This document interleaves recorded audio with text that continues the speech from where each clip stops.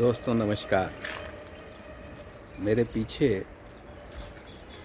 आप एक खेत देख रहे हैं और आप देख रहे हैं कि गेहूं की फसल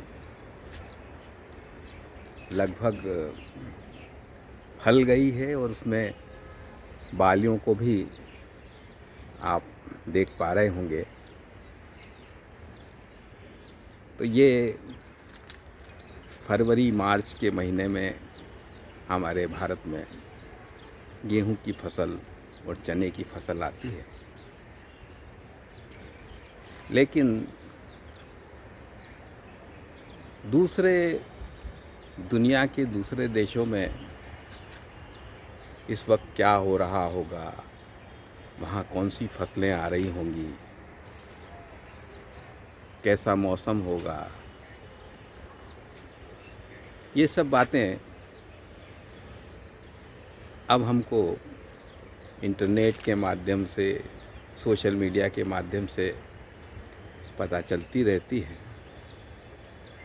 एक तरह से देखा जाए तो हमारे यहाँ जो वसुधैव कुटुंबकम का सूत्र बार बार दोहराया जाता है कि पूरी दुनिया एक परिवार है, एक कुटुंब है, वो इस सोशल मीडिया के और इंटरनेट के ज़माने में एक महीने में बहुत हद तक लगभग ठीक महसूस होता है। और उसमें भी अगर मैं कहूँ कि इसके लिए हमें पहले की तरह किताबें पढ़ना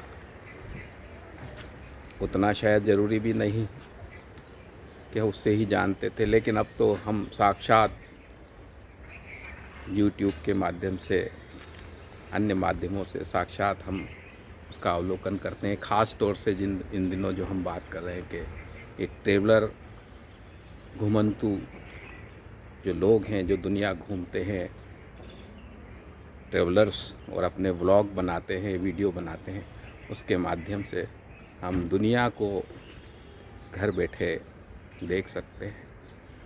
और ये हमारा सौभाग्य है कि हम भी इन दिनों इन्हीं माध्यम से दुनिया को देख रहे हैं, दुनिया को महसूस कर रहे हैं।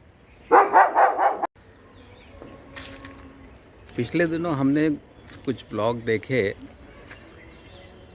पहले मैंने एक हमारे इस वीडियो में मैंने चर्चा की थी कि एक घुमक्कड़ घुमंतु साइकिल पे पूरी दुनिया की सैर कर रहे हैं।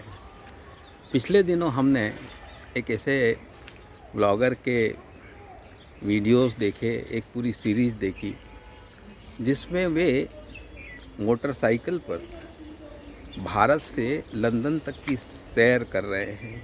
खुद मोटरसाइकिल चलाते हैं। उनकी मोटरसाइकिल का नाम है चार्ली और उनका नाम है संकेत, और उनके व्लॉग का नाम है ड्रीम चेसर। तो उन दिनों हम देख रहे हैं तो वो पूरे भारत से निकलकर पूरे देशों की यात्रा करते हुए भूमार्ग से सारे देशों को, खाड़ी के देशों से लेकर उधर नॉर्वे, स्वीडन, और अब इन दिनों वो स्विट्ज़रलैंड पहुंच चुके हैं। हमने नॉर्वे और स्विट्ज़रलैंड के कुछ ब्लॉग देखे तो हमने उस सौंदर्य को निहारा, स्विट्ज़रलैंड को। और मैं ये बताऊं कि अलग अलग ब्लॉगर्स को देखते हुए ऐसा नहीं है कि हम स्विट्ज़रलैंड देख रहे हैं तो एक बार देख लिया, लेकिन हर व्यक्ति का अपना स्विट्ज़रलैंड है। हर व्यक्ति का अपनी स्टाइल है बताने की, दिखाने की। तो उसमें एक अलग सुख, एक नया सुख मिलता है। तो हमने इन संकेत के माध्यम से भी मोटरसाइकिल की यात्रा करते हुए, मोटरसाइकिल से उनको घूमते हुए देखा, और वो दुनिया के देशों को पार करते हुए अभी इन दिनों स्विट्ज़रलैंड में। जो बात मैं बताना चाहता था वो ये है कि स्विट्ज़रलैंड में एक जगह पे जब वो रुके हैं, जिनके यहाँ रुकते हैं, तो ऐसे दंपत्ति के यहाँ रुकते हैं जो कई वर्षों पहले, जब इंटरनेट, गूगल मैप और ये सब नहीं थे, तब उन्होंने भूमार्ग से वहाँ से भारत की सैर की थी। शायद 1994 या उससे पहले की भी बात है। तो वो उन्हीं के मकान में रुके थे उन्होंने। और तो देखिए उस समय कितना स्ट्रगल किया होगा और उन्होंने भारत तक की यात्रा की होगी। तो मुझे बहुत अद्भुत लगा।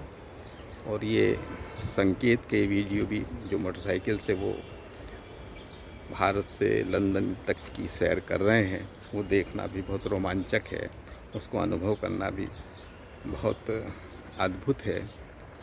वो आप देखिएगा ज़रूर। ये एक अलग तेवर की सीरीज़ है, मुझे बहुत अच्छा लगा। तो मैं आपसे अनुरोध करता हूँ कि आप भी इसे ज़रूर देखें। हमारे एक और प्रिय ब्लॉगर दाऊद अकुंज़ादा इन दिनों सऊदी अरेबिया की सैर कर रहे हैं, वहाँ घुमा रहे हैं। उनका उल्लेख मैं आज इसलिए करना चाहता हूँ कि वो सऊदी अरेबिया के आधुनिक स्थलों पर तो गए ही हैं, जा ही रहे हैं, लेकिन मैं जो उल्लेख करना चाहता हूँ वो पुराने जो सऊदी अरब की संस्कृति है या वहाँ का रहन सहन होता था या वहाँ के जो निवास होते थे, जो स्थान हैं, जो मिट्टी और पत्थर से बनाए जाते थे, जिनको मड हाउस बोलते थे। तो वहाँ हालांकि बहुत गर्म देश है, गर्म, जहाँ वहाँ का जीवन ही लोग घूमने के लिए 3-4 बजे शाम के बाद ही निकल पाते हैं। लेकिन वो जो उनका जो पुराना स्थापत्य है, जो मड से बना है, मड हाउस, उसको देखना भी हमने दाऊद के साथ उसकी सैर की पिछले दिनों। बहरीन आदि से होते हुए वे अब वहाँ हैं। तो सऊदी अरेबिया के जो पुराने अवशेष तो क्या कहें, घर, उसको देखकर इतनी खुशी हुई। मड हाउसेस, उसका मेंटेनेंस वहाँ इतना अच्छा किया हुआ है कि आप देखेंगे तो चकित हो जाएंगे। और वो मड हाउस देखते हुए मुझे, जैसा मैंने कहा कि दुनिया में सब जगह कौन सारी संस्कृति को देखना भी अद्भुत होता है कि कौन सी चीज़ हमारे यहाँ आई या हमारे यहाँ से वहाँ गई, ये भी देखना अद्भुत होता है। तो वो मड हाउस मुझे देखते हुए हमारे पुराने ग्रामीण इलाके के गोबर मिट्टी से बनाए लिपे पोते मकानों की याद आई। उसी तरह से साफ सफाई वहाँ उन्होंने पर्यटकों के लिए यह सुविधा और अच्छी कर दी है कि कुछ स्थानों पे पर्यटक अंदर ऐसे कॉरिडोर में घूमता है जो वातानुकूलित है, और उसमें से कांच की दीवारों के बाहर से पुराना भी सारा, जहाँ खूब गर्मी है लेकिन उसको भी, उसका अवलोकन किया जा सकता है।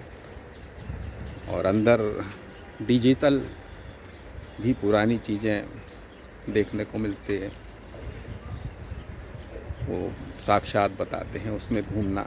तो वो भी मुझे बहुत अच्छा लगा। लेकिन जो बात मुझे लोकप्रिय लगी कि वो पर्यटन स्थल होते हुए भी इतना शांत और सुकून देने वाला रहता है कि वहाँ घूमना फिरना एक अद्भुत शांति देता है। उसको भी अवश्य देखा जाना चाहिए। और ये सब देखते हुए हमको लगता है कि देखिए, दुनिया वास्तव में एक वसुधैव कुटुम्बकम की ही है कि कौन सी चीज़ कहाँ से हमारे यहाँ आई और हमारी कौन सी चीज़ वहाँ गई।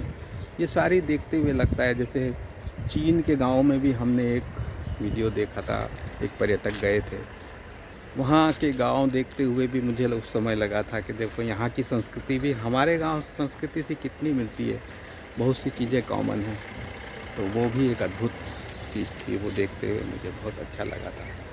तो मेरा अपने दर्शकों से, हमारे मित्रों से, साथियों से अनुरोध है कि वे पूरी दुनिया को अवश्य जानें।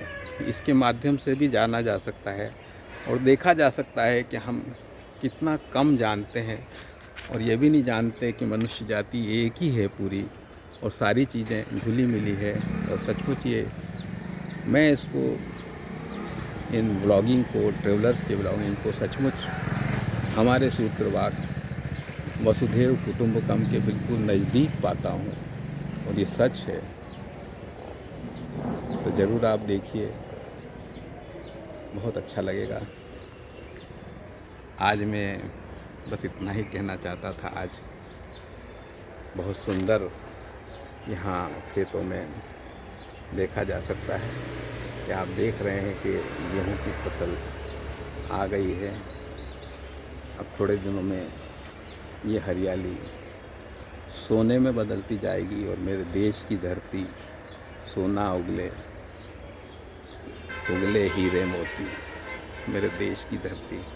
तो देखिए आप आगे इन रंगीन दृश्य को देखिए खेत के। नमस्कार, आते रहिए, मैं आपको छोड़ जाता हूँ इन्हीं खेतों के बीच। धन्यवाद।